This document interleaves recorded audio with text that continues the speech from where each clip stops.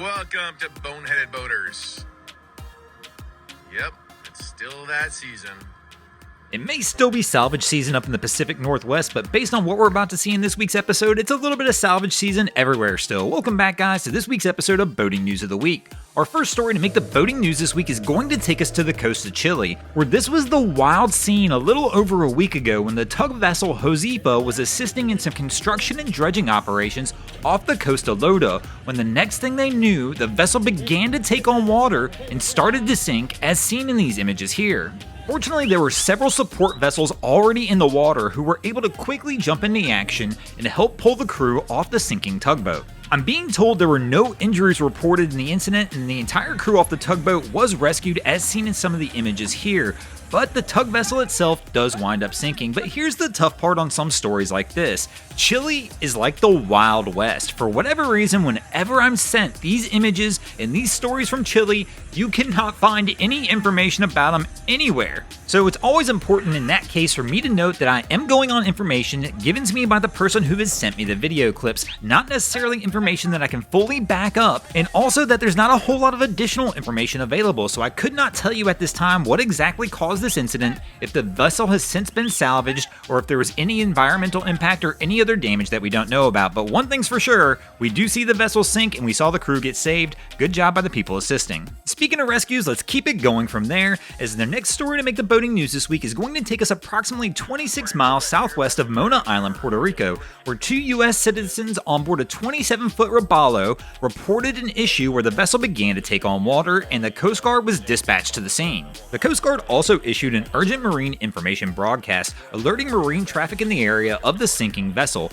causing the Harmony of the Seas cruise ship to divert and actually head toward the sinking crew, as they were the first to arrive on scene. They established communication and kept them in sight until the Coast Guard arrived. Fortunately, the Coast Guard arrived just in the nick of time and were able to pull the two from the vessel just as the vessel was actually going under. The two boaters were then transported by air back to a Coast Guard station in Puerto Rico, where they were assisted by awaiting Customs and Border Protection officers. No injuries were reported in the incident. Our next story to make the boating news this week is actually going to be a follow-up story on a story we recently did on the 94-foot luxury yacht Noka, which was grounded on the coast of Hawaii. This past week, salvors were actually able to get out there and begin the process to try and remove the vessel from the beach.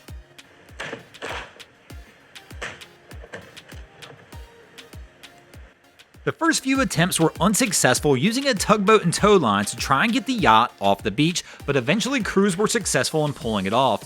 But that doesn't mean this story has a happy ending just yet, as the yacht took a tremendous pounding being on the shore during the 2 weeks it was stuck on the beach, and it suffered several puncture holes in the hull of the vessel. There were several delays that caused the vessel to be there so long. The first one, as we mentioned in the initial story, the vessel began to leak diesel fuel, and once that happened, the U.S. Coast Guard federalized the vessel, meaning it has jurisdiction over the yacht and it could not be moved until all the hazardous material was removed from the vessel. But further delaying that process even was during this time the owner of the multi-million-dollar yacht contacted the authorities and let them know he did not have the funds needed to get the fuel off the yacht, nor to pay for the salvage operations to get the yacht off the beach, meaning the government actually had to step in, fit the bill, and get this done. As can be seen, as the vessel finally leaves the beach, you can tell the vessel has an immediate heavy list, and it doesn't take crews long to figure out that things are not going to go their way. They move the vessel to deeper water, where they eventually wind up having to release it, and the yacht winds up sinking in approximately 800 feet of water.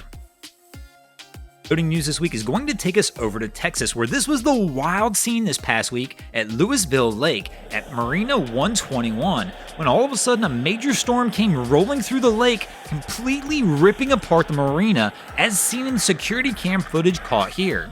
The roofing structure of the marina is basically completely collapsed onto the vessels below, but here's an even wilder part of the story. This is actually the third weather incident at this marina in the last several years.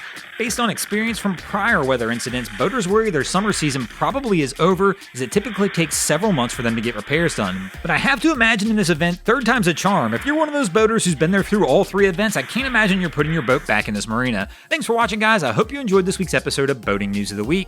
If you ever see anything crazy happening out on your waterways, be sure to hit us up on Facebook or Instagram and let us know, and you might see your stories over here. Just like Pablo Beckdorf, Alex Christensen, Edward Van Horn, and Adam Coolidge did this week. And if you guys haven't already, go ahead and drop an anchor on the subscribe subscribe button here. If not, we're coming to steal your drain plug.